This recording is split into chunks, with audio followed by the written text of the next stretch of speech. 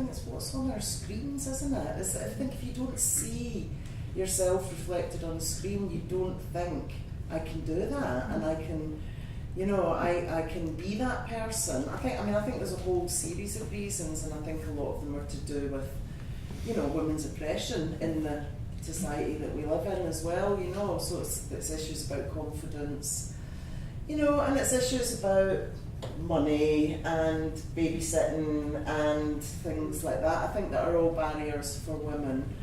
I mean, I know that when I first joined GMAC as a member, before I worked at GMAC, I was pretty intimidated, I joined GMAC because I was a freelance filmmaker, and I was making films with community groups, and I didn't have a place to edit, and I didn't have I owned my own camera, but I didn't own my own editing equipment, so I joined GMAC so that I could bring groups to a place to edit their films, and I was really intimidated by the kind of techie, blokey culture in GMAC, and really wanted to, was one of the reasons I wanted to work there, is because I wanted to change it, or to be part of changing it. So I don't know, it'd be interesting to see what the audience thinks about that, actually, about why it is that men are more likely or more confident to be, or to make short films and screen short films. And I think I've heard this fact over and over again. It's, if a man's applying for a job, if he's not qualified for it, he'll apply for it, but a woman won't apply for a job if she doesn't feel 60% qualified, and that's quite a scary thought. I was telling Beth a story earlier about a job I had gone for a long time ago, and the first assistant was a feature film. The first assistant was very old school and didn't use Movie Magic, which is the scheduling software program that you can use in the industry, and I had used it very, very slightly. And of course it was a big question at the interview was, can you use Movie Magic? And I either said I've used it a bit, but I would go find out more about it or whatever. And there was a guy who worked for the interview who I knew had never used it at all, who said yes, absolutely, and got the job. And no doubt, clearly did go away and learn enough to do it. But it's exactly that thing of it's kind of honest, not quite honesty in the wrong place, but it's just undermining your own. But I also think, did anybody see that fantastic series that was on telly last year called The Gender Neutral Classroom? Yes. It was so good. Wasn't it great? And what they showed in that was that just it's the toys that were bought as children as well. I think that probably contributes quite a lot to the, to this kind of concept of boys with their toys, is actually because boys are more likely to have been bought Lego and stuff that gives them those skills, whereas girls are more likely to have been bought dolls and nurturing toys. So actually, in terms of the kind of, so that's why there are more male engineers than female engineers, because boys get bought Lego and girls get bought dolls. So actually, you need to go right back, wouldn't you, to kind of level the playing field. Maybe. All the advertising for computers, like in the 80s and 90s, was all about, buy him a computer, he can steal yours. It's all based on get your son a computer, that kind of thing. And there was also, I was listening to a thing about people, raising children, and the idea that, boys, they can go out playing, get messy and fall off things, and try again in sports, they can try and fail, and that's, they're ready to improve. But with girls, it was very much more protective, like, we don't want to hurt their feelings, and, we want to just make sure they're kind of perfect, and they, just get the career they want straight away without that try and fail. So it was saying it's quite damaging, because girls are just, I just want to, make sure it's right, and I don't have the confidence to fail or to make a film and it not be that good and learn from it. I think that's a really good point. One of the things I'm really aware of is if there's a woman director, whether it's in television, I've noticed it in television, there's a woman director who's not very good and she's a bad woman director. I can think of an awful lot of bad male directors that I've never said he's a bad male director. Just a bad director. So women don't have that chance to fail or that chance to not be brilliant first time. And so I think that's a real issue that men can somehow get away with that, whereas women can't, and their failure or their weakness or their lack of ability is ascribed to their gender rather than them as individual people. I think. Yeah, it feels like you need to be even more brilliant at what exactly, you do and to that's even just- have a chance to, another thing I wanted to touch on, you were speaking about bullying earlier on, whether that's female male. How do you feel women do treat each other in the industry? Because you have to try that a bit extra. Do you think there's a lot of bullying in the industry or cliquiness or anything? Quite supportive of each other. Just for anyone starting their careers, it might be a bit more intimidating. I have They come feel across Mm. some pretty shoddy Yes. behaviour So- from women. so- And there is it's a competitive, and having to be really hard. There's a kind of hardness that sometimes comes with succeeding in a male-dominated environment, and that can be kind of sharpening your elbows kind of stuff. But it's rare. I've come across it a bit, but generally I've found a lot of amazing support of women, and I'm up for that. I think that's just, we need to support each other through it. So. I think if you come across somebody who is a nasty person who is a bully, then they're a nasty person, they're a bully not because they're Yes, women in the yes. industry, it's just that's who they are and keep away from them. I could name the people that have helped me get to where I am today, who have taken a chance on me or given me some support or allowed me to do something or helped me to do something, and most of them are women. And I think there is a strong network where if I want some advice or a reference or a moan about something, there are people that I'm not working with currently but I maybe have worked with before, and they will always give me time, and I would always give them time to help them along with the projects that they're working on. So I think it's probably more positive. Yeah, I would agree. Like the odd bullying. Yes. But then that's right. That's probably They're bullying. nothing to do with their gender. Yeah. They're just an asshole. Yes. There's plenty of them out in the film business. They really are. Yes, the women get to be that as well. Yeah. It's not just a How do you think we've progressed through all of this? Whether it be childcare or getting a start in your career or women getting into writing more and that kind of thing. How do you think we're now at 2018? Where do you think it is now, and what do you think issues are today that really need to be addressed? What do you think to stick out like a sore thumb that you're like, that's just still not right? Well, I think there's Funding tons. There's or- loads. I actually just think the social inequality in our society is mirrored. And I think that people from working class backgrounds, I think people of race and colour, I think there's a real inequality. I think women are, we're getting there, there's progress, but I think there's huge issues with our society at large.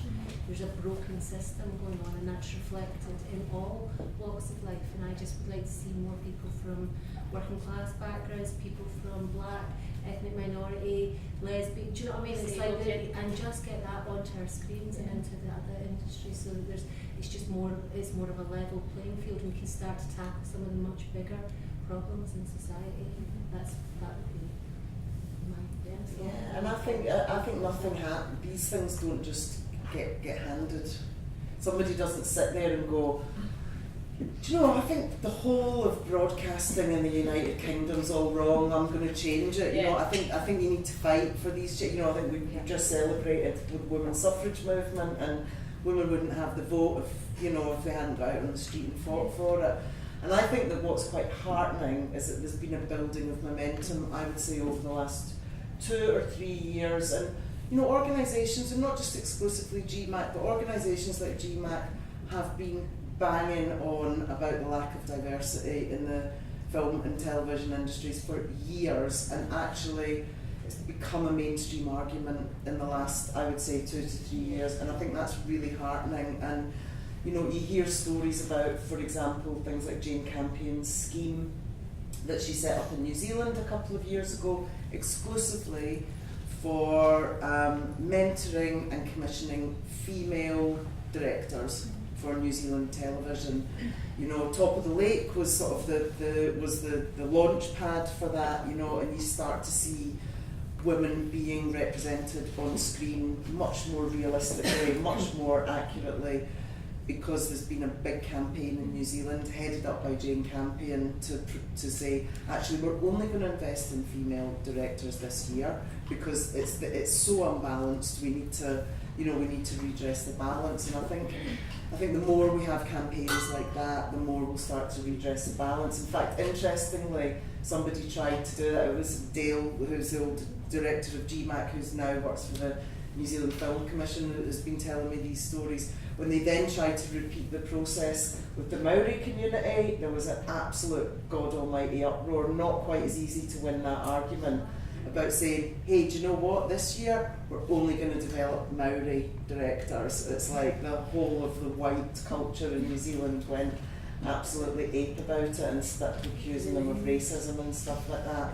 But it's like, you know, that's how you turn, these big ships are really difficult to turn, you know, and I think that's how you have to turn them with really focused campaigns. If you were going to challenge the audience, anyone in the audience or anyone watching, if you would set them a challenge like you were saying, you know, if there's a female director, go see their film on the, you know, opening screening, what would you challenge people to do to, you know, make sure they are changing? It could be like, you know, submitting scripts to competitions, that kind of thing. What would you say you would like to see people? It's so hard because it's so hard to be a filmmaker in Scotland at the moment. I think that there are so few opportunities for filmmakers to get their work financed in Scotland and in the UK generally, and in Scotland. I mean, I think that's why, you know, GMAC's really proud to support Glasgow Film Crew, and what I would say is, you know, more women should be joining groups like Glasgow Film Crew and to be making films, you know. Glasgow Film Crew should be having a fundraiser that they're only going to give the money to women filmmakers to make their films. You know, something like that. You know, I think, you know, we need to try and diversify these things. And, you know, I don't know. Sometimes I feel like, you know, sick of fighting and sick of arguing. And, you know, you had the stomach to watch the Creative Scotland stuff. I haven't got the stomach to watch it. You know, what's going to happen with Creative Scotland? Are we going to go back to having a Scottish screen again? You know, was that better for filmmakers? Was it easier to get your work funded? And then people don't want to complain because then it means that you're less likely to get your work commissioned. Can we come to speak about that? You were saying about funding and how someone was saying earlier about funding and how it might be, they find it very difficult. Funding is difficult.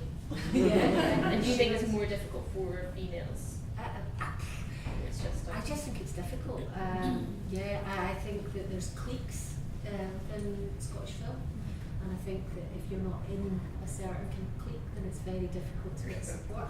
Actually, I was thinking, who was I thinking of? Mae Miles Thomas.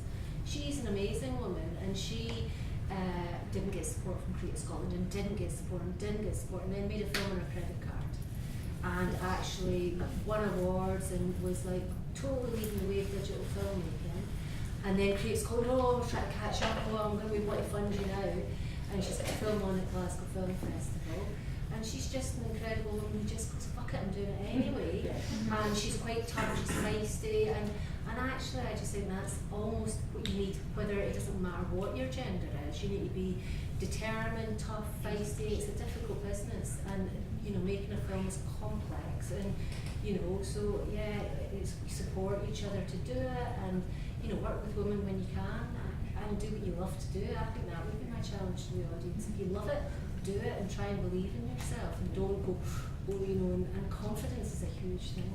It really is. I think we've all suffered from that over. So maybe reaching out to women who you do aspire to in the film industry, if you know them, or trying to get a coffee with them or something, because it does seem like, from my experience, a lot of women in the industry are so open to meeting and chatting and giving that advice, and even like say mentoring. It is actually really lovely. So reaching out would be nice. Do you have any challenges? Not so much a challenge. I just think, you know, it is a difficult industry to get into and to stay in, and I don't think there is any clear direct path to get to wherever you want to be, and where you want to be is probably going to change along the way. But I think just being supportive of each other and getting involved in GMAC or Glasgow Film Crew, helping out on each other's projects, and like getting to know about people like me, and going to see their films and going to see films made by Scottish filmmakers. It's really Yeah, important the as Glasgow well. Short Film Festival's on next weekend, and there's loads of short Scottish films getting made, getting shown. Everybody should go into that and go and look at short films.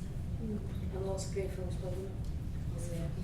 Well, that's the thing. Film festivals are an amazing place to see films by women Yeah.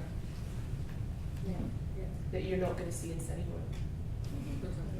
Well, my challenge really at all is to submit a film to Cathy Flicker if you are making a film, because it's a great night. I've been to quite a few of them, and you just see a good range of films. And then it's first Thursday of every month, and it's an open mic night. They pick a winner, and at the end of the year, then they do through the 12 films, the one they do an overall winner, and it's good. It's good fun. Yeah, no, it's a good night. It's a good night.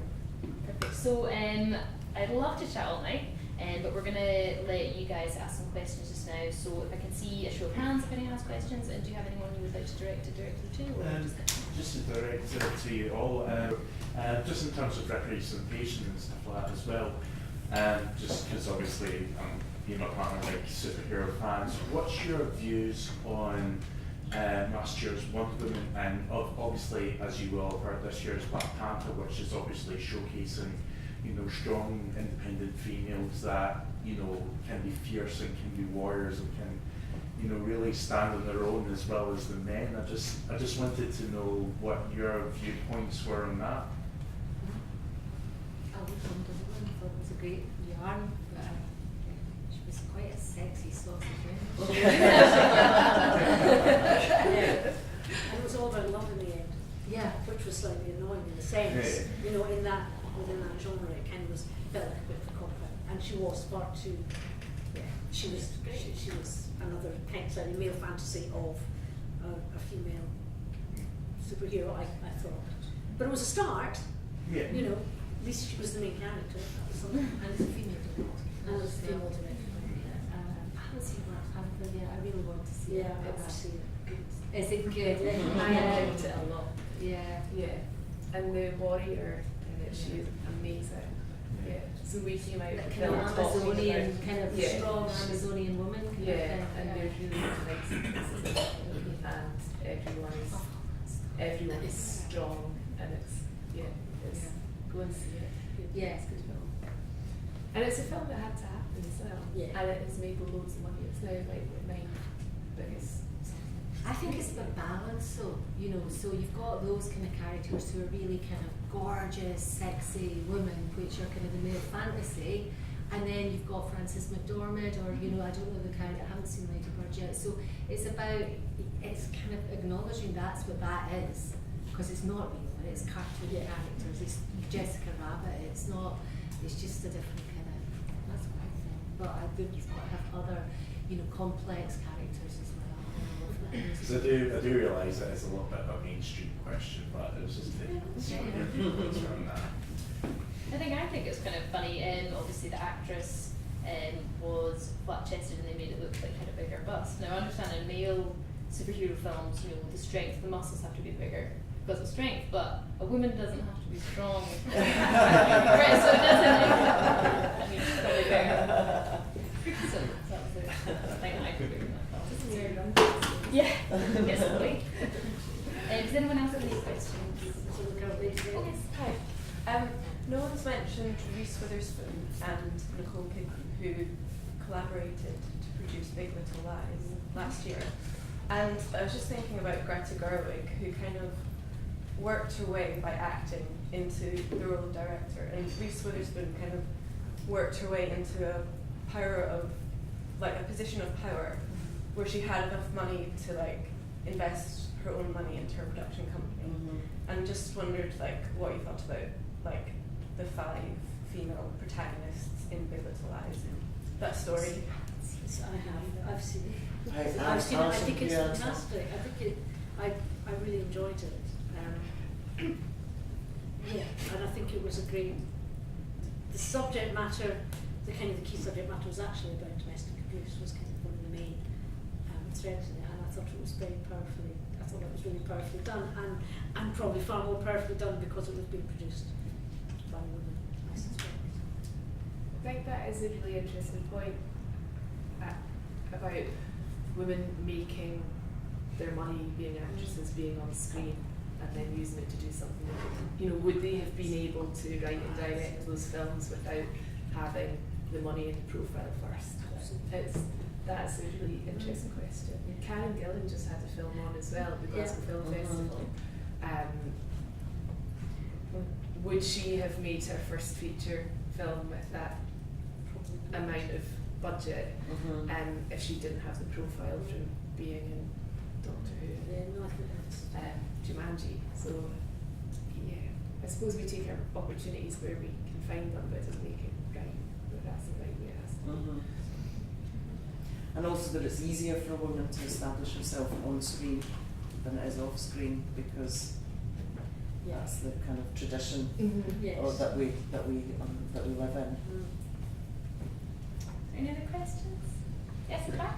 So just out of curiosity, earlier on you were talking about female characters, and sorry, I can't remember your name, the lady with the yellow scarf. You said